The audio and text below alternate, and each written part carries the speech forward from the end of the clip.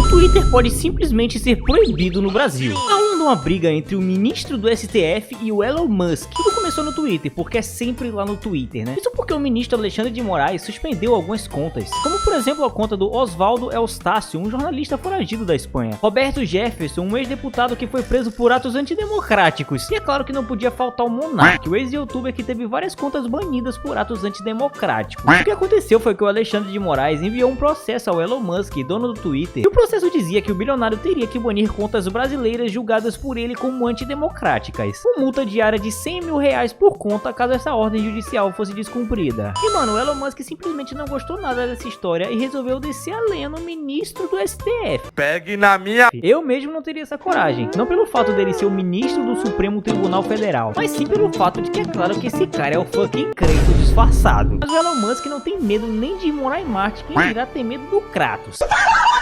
E foi aí que a treta toda começou, porque o Elon Musk começou a twittar na própria plataforma dizendo que o STF exigia muita censura no Brasil. E ainda pra escaralhar tudo, ele ainda disse no perfil dele que provavelmente iria descumprir essa ordem judicial. Ou seja, de um lado nós temos uma ordem judicial de um ministro brasileiro, e do outro lado um bilionário que simplesmente cagou pra tudo e agiu como se o Alexandre de Moraes fosse uma pessoa qualquer pedindo uma coisa qualquer. Ixi, Maria. O ponto do ministro do STF é que quando a liberdade de expressão de alguém começa a tentar ferir o Estado, essa liberdade de expressão deveria acabar.